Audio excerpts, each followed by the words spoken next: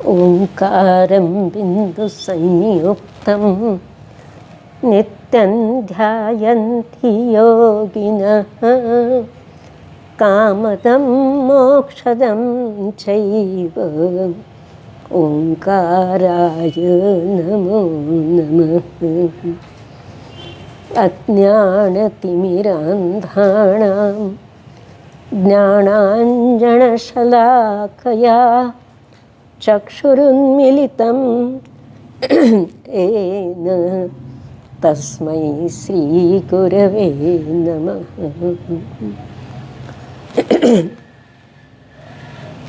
पूज्य श्री अमृतचंद्राचार्य विरचित पुरुषार्थ सिद्धिपाय ग्रंथातील 46व्या श्लोकावर स्वाध्याय प्रारंभ होत आहे। यापूर्वी आपण पाहिलं रागादी भाव, विकारी भाव उत्पन्न होणं हीच भावहिंसा आहे आणि ते उत्पन्न न होणं जीवाच्या ठिकाणी शुद्ध परिणाम असणं याचं नाव अहिंसा। इरिया समितीचं पालन करताना चुकून पायाखाली जीव आला, मरणही पावला, तरी तिथं त्या जीवाला हिंसेचं पातक लागत नाही। याचं कारण त्याच्या मनात त्या जीवाबद्दल मारण्याचा संकल्प नसतो। आता पुढं काय सांगतात ते पाहायचं। वित्थाणावस्थायां रागादीनां वशप्रवृत्तायां म्रियतां जीवो मावा धावत्यग्रे ध्रुवं हिंसा।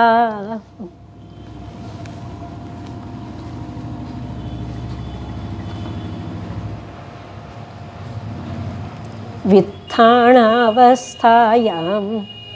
रागादीनां वशप्रवृत्तायां म्रियतां जीवो मावा धावत्यग्रे ध्रुवं हिंसा।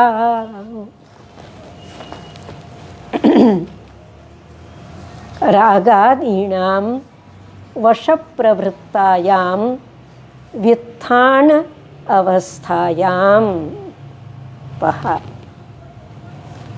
रागादी भाव उत्पन्न होत आहेत। जीव आपला विवेक गमावून बसलाय, विकारांना कषायांना वश झालेला आहे। अशा अवस्थेमध्ये वित्थान अवस्थायां यत्नाचारपूर्वक प्रवृत्ती न करता बेभानपणे, बेजबाबदारपणे, प्रमादपूर्वक कसंही जीव जेव्हा वागतो तेव्हा दुसरा जीव त्याच्याकडून म्रियतां वा मारला गेला काय, नाही मारला गेला काय, हिंसा ध्रुवम अग्रे धावती। तिथं हिंसा पुढं पुढं पळते। हिंसा कोणी व्यक्ती आहे का, मनुष्य किंवा प्राणी आहे का, वाहन आहे का? यातल्या कोणत्याही प्रश्नाचं उत्तर होय असं नाही। हिंसा ही भावपूर्वक, संकल्पपूर्वक केली जाणारी क्रिया आहे। ज्यावेळी जीव विकारांना वश होतो, माझा स्वतःवर ताबा राहिला नाही म्हणतो, सगळा विवेक गमवून बसतो, आणि मन मानेल तसं वागतो, त्यावेळी त्याच्याकडून प्रत्यक्ष कोणत्या जीवाच्या प्राणांचा वियोग रूप क्रिया घडली काय, नाही घडली काय, जीव मेला काय आणि नाही मेला काय, ज्याच्या ठिकाणी विकारी भाव उत्पन्न झालेले आहेत त्याच्या ठिकाणी भावहिंसेची क्रिया नियमानं घडलेली आहे. त्याचे भाव पापमार्गावर पुढं पुढं पळत आहेत असा त्याचा अर्थ लावायचा आहे. आपण कोणतीही क्रिया करताना जीवरक्षणाची भूमिका नसेल, तशी यत्नपूर्वक प्रवृत्ती नसेल आणि त्याच्या हातून जीव मृत्यू पावला काय नाही पावला काय, त्याला हिंसेचं पाप नियमानं लागणार आहे. कारण काय तर त्याच्या परिणामात कषाय आलेले आहेत. क्रोध, मान, माया, लोभ, कोणताही कषाय असू द्या, विकार आहेत, कषाय आहेत, तिथं नियमानं भावहिंसा आहे. याचं परत आपल्याला समजावून सांगण्यासाठी वर्णन करतात. यस्मात्स कषायः सन् हन्त्यात्मा प्रथममात्मनात्मानं पश्चात् जायेत न वा हिंसा प्राण्यन्तराणां तु. यस्मात्स कषायः सन् हन्त्यात्मा प्रथममात्मनात्मानं पश्चाज्जायेन वा हिंसा प्राण्यन्तराणां तु.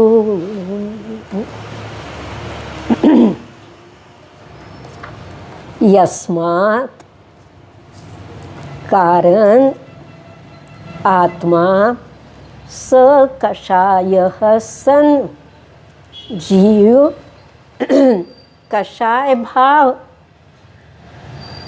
करतो तेव्हा, कषाय भाव सहित आचरण करतो तेव्हा प्रथमं सर्वात आधी आत्मना स्वतःकडून आत्मानं हंती, ज्या क्षणी कषाय केले त्याच क्षणी स्वतःकडून स्वतःची हिंसा केली, स्वतःकडून स्वतःची हिंसा झाली. पश्चात प्राण्यंतराणां हिंसा जायेत वा न.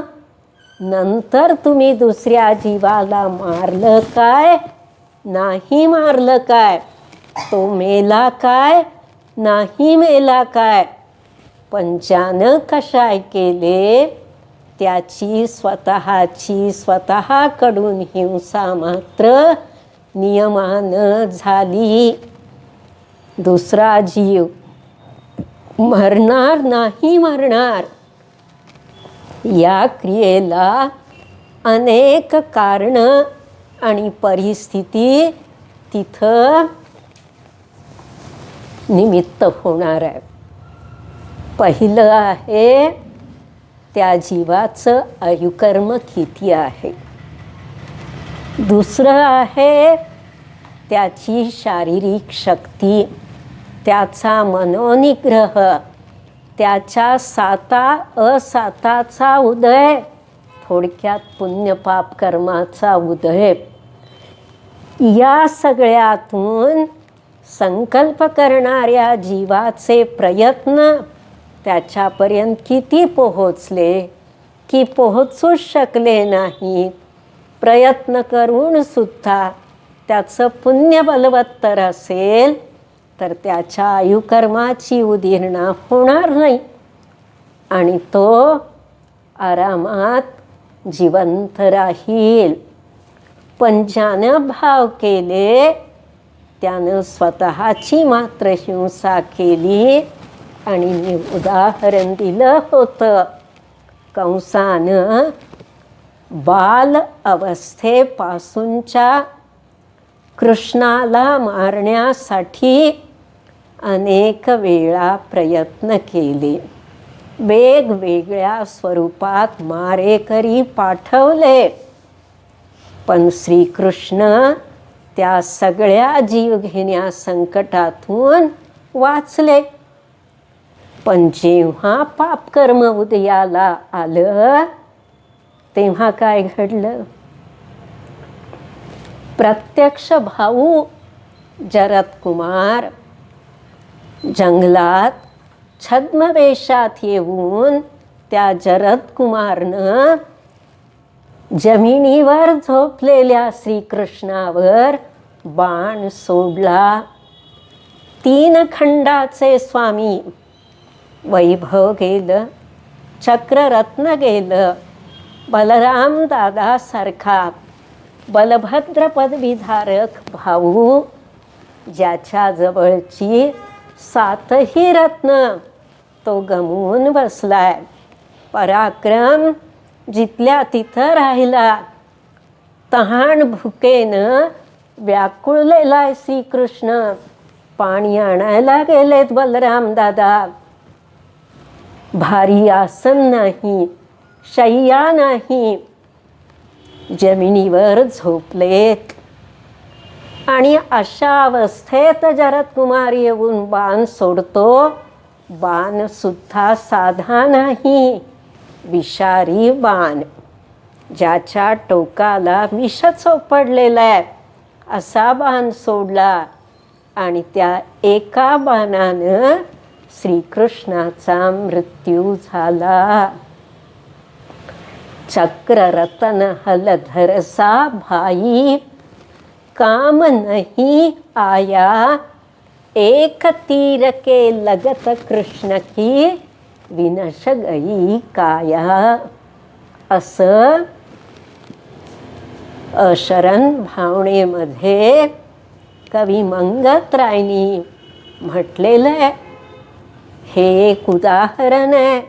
आपल्या अवतीभोवती अशा अनेक घटना घडतात आणि मग आपण काय म्हणतो, काळ आला होता पण वेळ आली नव्हती. पुण्य बलवत्तर असतं तिथं तो जीव वाचतो, पण त्याला मारायचं कट कारस्थान करणारा मात्र कट उघडकीला आला तर राज्यकर्त्यांकडून पकडला जातो, त्याला शिक्षा होते. ही इहलोकीची लौकिक शिक्षा. पण आध्यात्मिक दृष्टीनं भवाभवात त्याला काय भोगावं लागणार आहे? भावहिंसा स्वतःची केली त्याच समयाला जे काही असाता वेदनीय कर्माचे आश्रव झाले, चारित्र्यमोहनीय कर्माचे आश्रव झाले, ते पाप मात्र त्याला भवाभवात भोगावं लागणार आहे. कमठ आणि मरुभूतीचं उदाहरण आपण डोळ्यासमोर आणा. आता आपण नंदीश्वर भक्तीचा अर्थ पाहायचा आहे.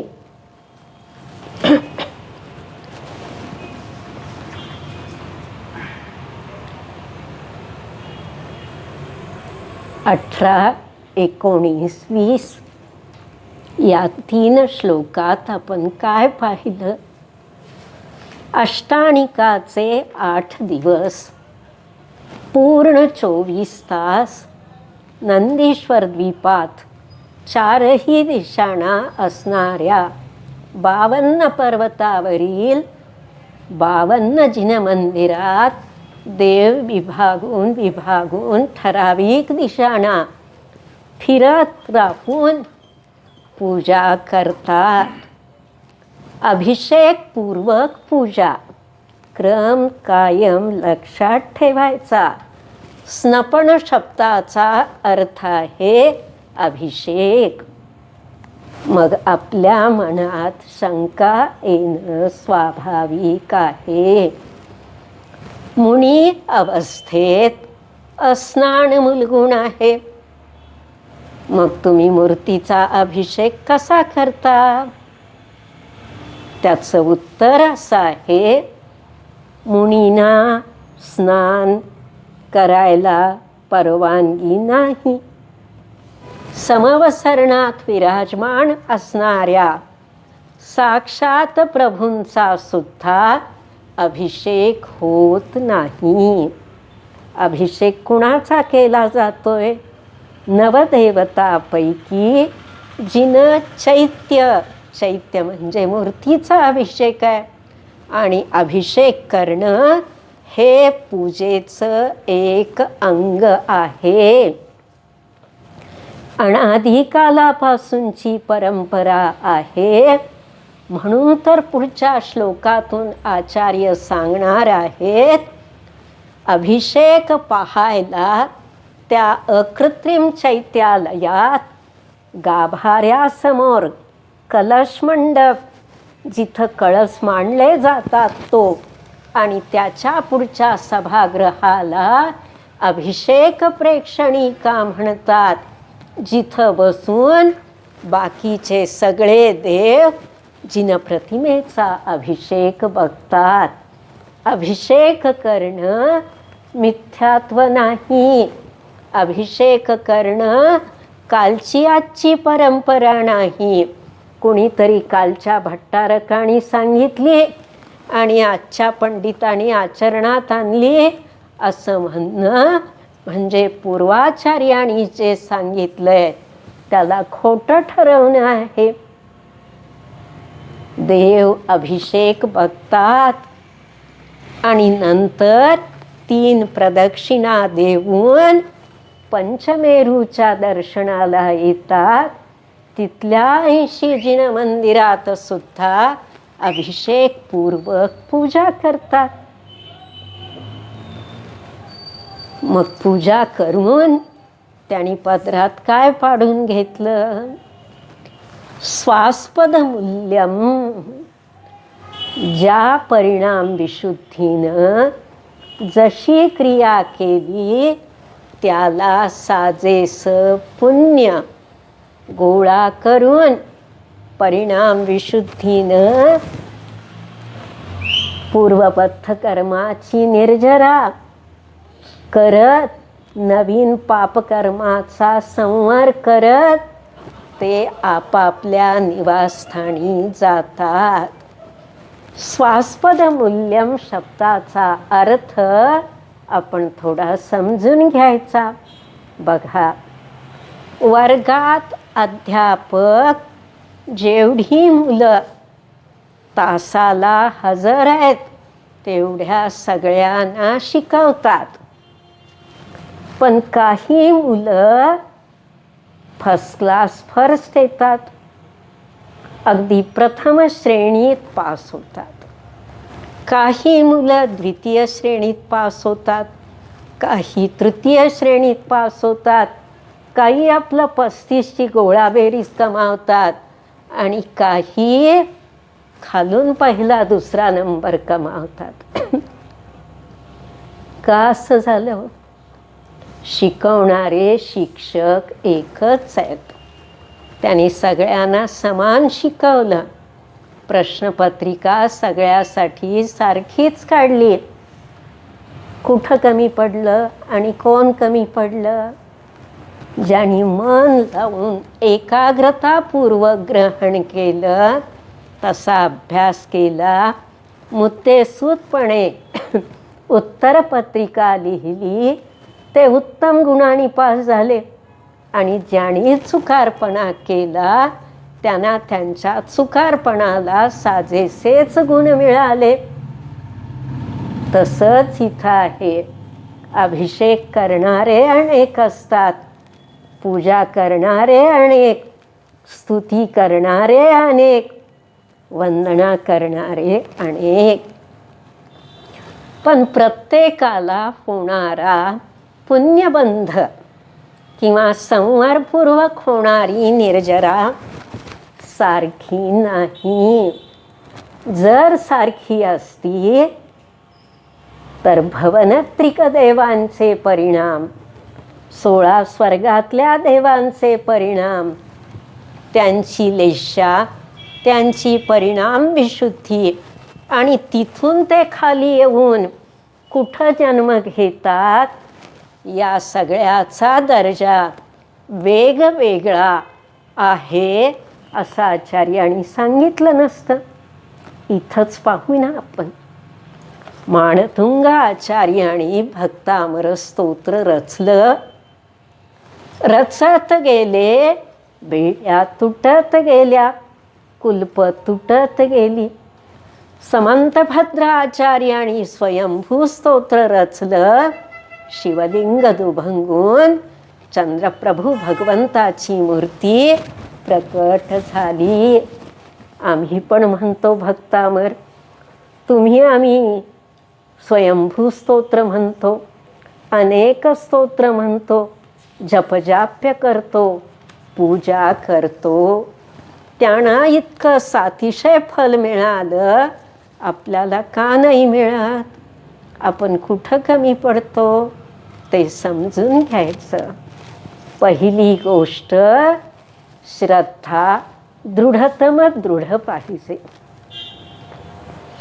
विनय भावना उचंबळून आली पाहिजे. भक्तिरस ओतप्रोत पाहिजे. उच्चार शुद्ध पाहिजेत. भगवंतांच्या गुणांचं स्मरण करताना, तोंडानं तसे वचन प्रयोग करताना, एकी भाव स्तोत्रात वादिराजाचार्यांनी जे सांगितलं, आनंदाश्रू स्नपितवदनम गद्गदं चाभिजल्पन. आमच्या ठिकाणी भक्तिरस इतका ओतप्रोत पाहिजे की भगवंताचं दर्शन करताना डोळ्यात आनंदाश्रू यावेत, वाणी सद्गदित व्हावी. मग आम्हाला सुद्धा उत्कृष्ट फल नक्की मिळेल. आमच्या परिणाम विशुद्धीमध्ये जर कमतरता असेल तर आम्हाला तेवढं उत्कृष्ट फल मिळणार नाही. इथं काय आहे, कुणी देत नाही, कुणी घेत नाही. देतो घेतो म्हटलं तरी ती सिस्टीम नाही, सगळी सेल्फ सर्व्हिस आहे. आम्ही जसं करू तसं आमच्या पदरात पडणार आहे. म्हणून भक्ती करताना आमचं अंतःकरणसुद्धा पवित्र पाहिजे, आचरणसुद्धा तसं संयमाचं पाहिजे, तर आम्हाला त्याचं विशेष फल पदरात पडेल. पाहता त्या चैत्यालयामध्ये काय काय वैभव आहे, त्यांची रचना कशी आहे, कुणी केली नाही. अकृत्रिम आहे, अनादिनिधन आहे, कोणी त्याचा विध्वंस करू शकत नाही, कोणी त्याच्यावर अतिक्रमण करू शकत नाही. पहा 21वा श्लोक. सहतोरण सद्वेदी परीतवन याग वृक्षमानस्तंभः ध्वजपंक्ति दशक गोपुर चतुष्टय त्रितय शाल मंडपवर्यै. सहतोरण सद्वेदी परीतवन याग वृक्षमानस्तंभ ध्वजपंक्ति दशक गोपुर चतुष्टय त्रितय शाल मंडपवर्यै. एकदम 5 श्लोकांचा समुदाय आहे. पण आपण एक एक श्लोकांचा अर्थ पाहूयात. सगळ्यात शेवटी 5व्या श्लोकात 10व्या ओळीत आचार्य म्हणतात, विविध विभव युताणी. हे सगळे जिनमंदिर, जिनभवन कसे आहेत? अनेक प्रकारच्या वैभवानं युक्त आहेत. मग आता 21व्या श्लोकात काय सांगितलं बघा. सहतोरण, मंदिराच्या प्रवेशद्वारावर रत्नजडित सुंदर तोरण आहे. आपण विधान करतो, कोणतंही मंगल कार्य करतो, अशा वेळी काय करतो? मंदिराच्या प्रवेशद्वारावर, यजमानाच्या घराच्या प्रवेशद्वारावर नाडासडीमध्ये आंब्याच्या किंवा अशोकाच्या पानाचं तोरण बांधतो. आंबा काय आहे? फळांचा राजा. अशोकवृक्ष, आम्रवृक्ष शकुनाचे आहेत. तोरण लौकिक मंगल आहे, शुभ शकुनाची वस्तू आहे. सदवेदी, मंदिरात गर्भगृहामध्ये सुंदर वेदी आहे, ज्याच्यावर भगवान विराजमान आहेत. परितवन, मंदिराच्या चोहो बाजूला सुंदर वनराजी आहे. वृक्ष प्रदेश नाही, वाळवंटी प्रदेश नाही, सुंदर वन आहेत. यागवृक्ष, त्या वनात जी झाडं आहेत त्याच्या चारी बाजूला अकृत्रिम मूर्ती आहेत भगवंताच्या, म्हणून त्या यागवृक्षाचं दुसरं नाव आहे चैत्यवृक्ष. मंदिराच्या समोर मानस्तंभ आहे. आपण मंदिराच्या समोर आपल्या इथं सुद्धा मानस्तंभ का उभारतो? अकृत्रिम चैत्यालयाची प्रतिकृती म्हणून, किंवा समवसरणाची प्रतिकृती म्हणून. समवसरणात तर चारी दिशेला एक एक मानस्तंभ आहे. भगवान पूर्व किंवा उत्तर दिशेला मुख करून बसतात, पण 12 सभांची रचना गोलाकार आहे. चारी दिशांनी यायला रस्ता आहे. ध्वजपंक्ती दशक, 10 प्रकारचे ध्वज तिथं असतात. कोणते 10 प्रकार ते सुद्धा पाहायचं. गोपुर चतुष्टय, चारी दिशेला सुंदर कमाणदार गोपुराची महादरवाजाची रचना आहे.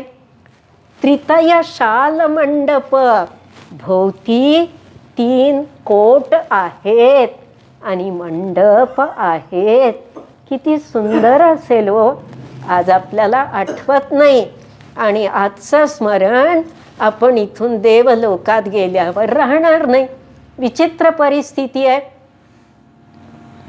असू दे, आज आपण जिनभक्तीचे संस्कार आपल्या अंतःकरणात दृढतम दृढ करून घेऊया. 10 प्रकारचे ध्वज कोणते असतात, म्हणजे ध्वजावर 10 प्रकारची चित्र कोणती असतात ते आपण पाहायचं. माला मृगेंद्र कमलांबर वैनतेय, मातंग गोपतिरथांग मयूर हंसः, यस्य ध्वजा विजयिनो भुवने विभान्ति, तस्मै नमस्त्रिभुवन प्रभवे जिनाय. लक्षात ठेवायचं. माला, माळेचं चिन्ह. माला म्हणजे हार, मृगेंद्र म्हणजे सिंह, कमल, अंबर म्हणजे वस्त्र, वैनतेय म्हणजे गरुड किती झाले मोजायचे बरं का. मातंग म्हणजे हत्ती, गोपती म्हणजे बैल, मयूर म्हणजे मोर, रथांग म्हणजे चक्र, आणि चक्र त्याच्यावरून शॉर्ट फॉर्म केला चक्रवाक पक्षी आणि हंस. 10 झाले की नाही. 10 प्रकारचे ध्वज मंदिरावर फडकत असतात. कुठं कोणता ध्वज त्याचं वर्णन शास्त्रामध्ये आहे. आणि समवसरणात तर सगळेच ध्वज फडकत असतात. तर आत्ता आपण काय पाहिलं इथं, काय काय आहे त्या ठिकाणी. मंदिराला सुंदर तोरण आहे, सुंदर वेदी आहे, परितवण मंदिराच्या चारी बाजूला वनराजी आहे, त्यात चैत्यवृक्ष आहेत, समोर मानस्तंभ आहे, 10 प्रकारचे ध्वज, चारी दिशेला महादरवाजा, 3 प्रकारचे कोट आणि समोर सुंदर मंडप. इतकं तिथं आहे हे लक्षात ठेवायचं. आणि आता आपण इथंच थांबू. प्रत्येक श्लोकाचा अर्थ सांगताना आपल्याला चर्चा करायची की आपल्या मंदिरात काय काय आहे, मंदिरात कसं असायला पाहिजे, काय नसेल तर दाताराच्या दातृत्वातून आपण त्याची पूर्ती करू शकतो का, हे आपण पाहायचं आहे. आणि छानपैकी हा अर्थ आपल्या स्मरणशक्तीत रेकॉर्ड करून ठेवायचा आहे. ओम नमः.